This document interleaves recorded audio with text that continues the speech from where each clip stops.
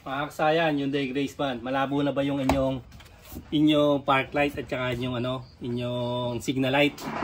Sa video to kasayan, i-remedyo natin siya. Gagamit lang tayo ng 12 eyes.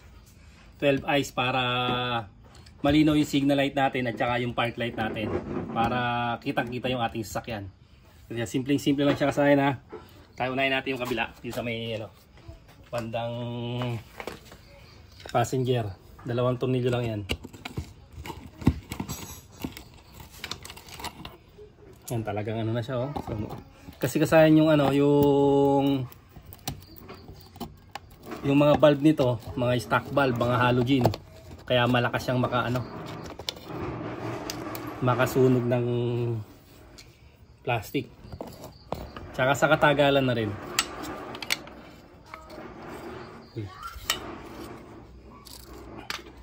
Durug-durug na. Ito, tatanggalin nyo lang ito ha. Tingnan nyo, itim na yung mga bulb siya. Ganito lang gagawin natin.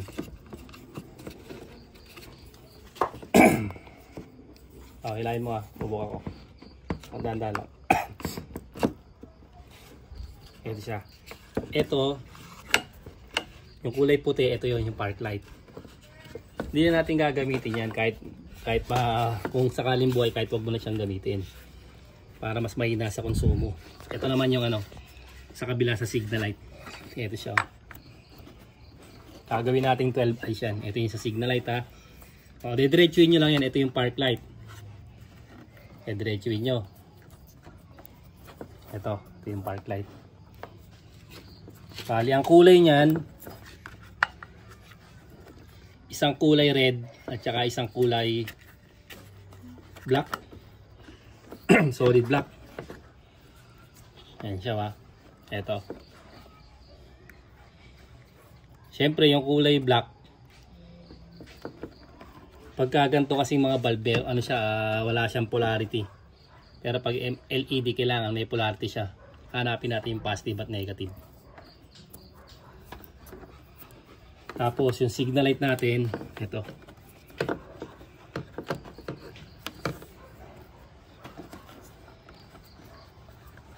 Pwede kayang gumamit yan ng test light. Kung nasaan ang kanyang red at saka yung black ng kulay niyan. Yan siya. Bubuksan natin yan. Tatanggalin ko lang yung mga tape kasayan ha. Tapos babalikan namin kayo para mabilis lang tayo. Ito na kasayan, buksan na natin oh. Excuse. Ito siya ha. Ito yung ating ipapalit na signal light. 12 eyes. Kailangan para mahanap niyo siya, ito kagad yun ha, yung signal light ha. Tapatan nyo lang siya. Ito yung signal light. Pagka LED ilalagay, ibig sabihin mayroon na siyang polarity. Hindi na siya pwede magkabaligtad. Ito yung dalawang wire niya ha. Siyempre kadalasan naman yung red, yun yung positive. Pag diretso natin yung positive ng ng 12 eyes ay yung kulay red.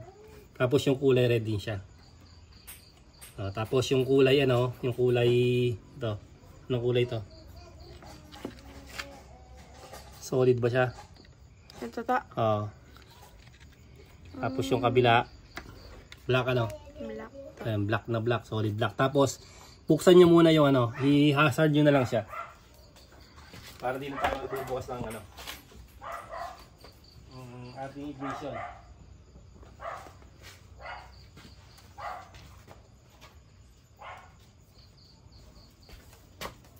Signal light muna tayo ha. Uy, tabi mo muna yan. Yan yung natin. Next natin yan sa natin, DRL. Ito siya ha. Ito.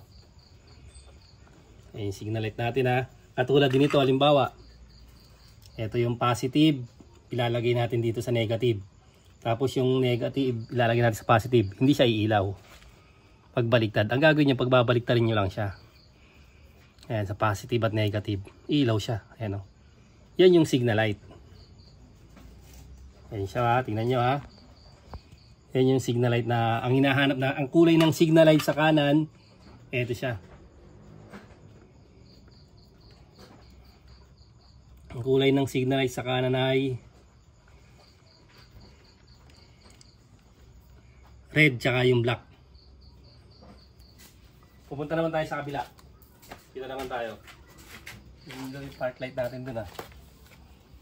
Sa kabila naman, kulay red din yung kanyang positive. Ito ah. Ayun o. Kulay red din yung positive. Tapos kulay red din dito.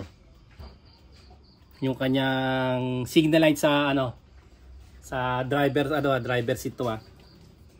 Sa driver seat niya, red. Pero yung negative niya, ito. Ang kulay niya ay ano, green na may lining na red. Green na may lining na red yung kanyang ano, yung kanyang negative ah. Yan, papakita ko rin. Abot mo yung ano, yung signal light.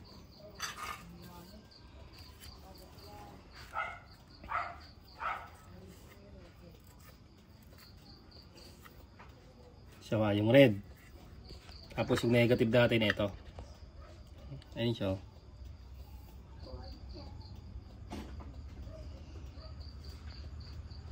Yung nagkabaliktad ka sa'yo, baliktarin nyo lang ha. Kasi pag nagkabaliktad, di naman siya iilaw. Ayan siya sa'yo. Nasa kabila ha. Sa kabila yung signal light natin ang gagamitin nyo rito na negative. Green na may lining na red. Tapos yung sa signal light, solid red din. Parehas lang sila sa kabila. Solid red. Tapos pupunta naman tayo sa ano, sa park light.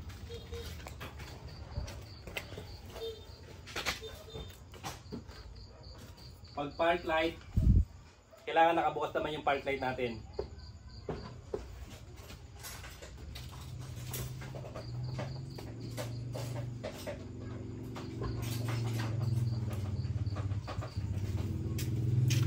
Ayan siya ano. Ito naman yung gagamitin natin park light. Kasi alisin natin to eh. Lalagyan natin to ng ano, ng 12 eyes para mas malaki-laki. 12 eyes yung gagamitin natin dito. Siya, ito yung park light. Tingnan nyo ha. Ito naman yung kulay ng kanyang park light. Ang kulay ng kanyang park light, ito ha, yung maliit ha. Kulay red din yung kanyang, red ba to? Red, solid red lang ano. Red din yung kanyang positive eh no. Red din yung kanyang positive at tapos yung negative niya black din. Ayan siya kasaya na. Sa hindi ko lang alam kung ano to ha, kung ito yung stock na wire niya ha. Kasi tino-troubleshoot ko lang siya ng ano, ng test light pag ano. Tine-test light ko lang siya o kahit anong uri ng ilaw.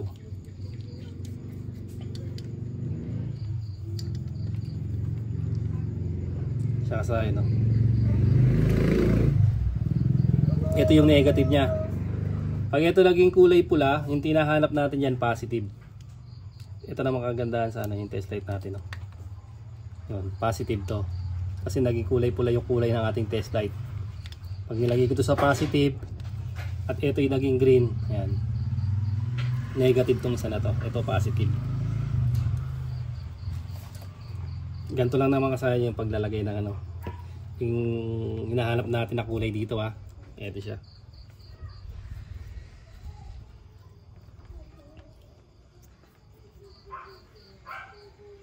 Yung ilalagay natin sa ano, sa ipapalit natin na 12 eyes. Ito na yung magiging ano natin no. Magiging park light natin. Para mas malaki. Isa lang lalagay natin.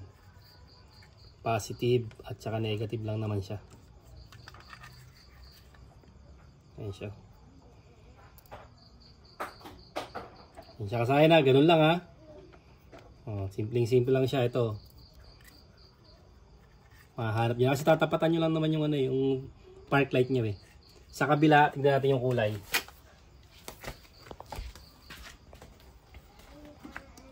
Ito siya. Ito yun na. Yung park light. Kulay white. Parehas lang ano. Ay hindi. Green din ano. Green din.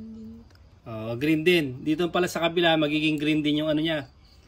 Magiging green din yung kanyang negative. Ayun. Ito, dito tutok mo dito yung kulay ah. Green na may lining na red. Yan ah. Yun din yung magiging kulay niya. Ngayon kasi paano naman kung maglalagay pa tayo sa ilalim. Dito pa rin kayo magduduktong. Ito siya oh. Yan ah. Dito kayo magduduktong ah. Tutukan mo sa ilalim. Pakita mo sa kanya ginawa natin park light sa ilalim. Yan siya yung dalawang ano na yan. Tingnan mo sa ano, kita ba to? Kita? Apo. Kabila.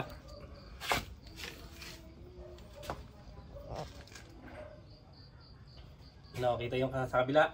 Apo. So, punta naman tayo dito. Sa likod. Naabot. Ngayon kasi, huwag na kayong magpaano. Huwag na kayong magpahaba ng wire. Kasi dito na kayo kukuha. Dito na kayo kukuha ng wire. Yun din ang kulay niyan. Yung kulay ng ating park light. Tignan mo sa ilalim.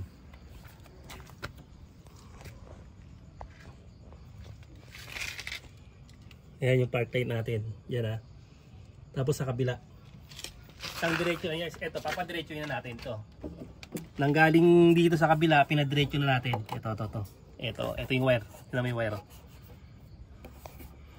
Ayan, diretso na yan dun. Pakita mo yung dyan. Kita?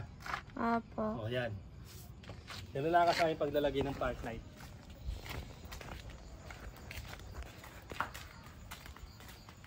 Hindi mo kailangan pahabain yung wire dito. Sa likod ka na kukuha kasi yung kulay nito, yung kulay itong nasa may kanan natin, sa may passenger, yung din ang kulay sa likuran. Basta stock pa yung kulay ng harness ha. Tapos dito sa kabila, ganun din. O, ganun lang kasayan yung paglalagay ng park light ha. Iayusin na lang namin to. Paglalagay ng park light at saka ng signal light, kung katulad nito na napakalabo na. Na kahit sumignal, wala nang makita. Ayan. Paglalagay ng park light at signal light. Isusunod natin kasayan ay susundan natin to ng DRL. Kung katulad yung kasayan, sunod tayo ng daytime running light. Hanggang dito lang mga kasayan. Salamat sa panonood.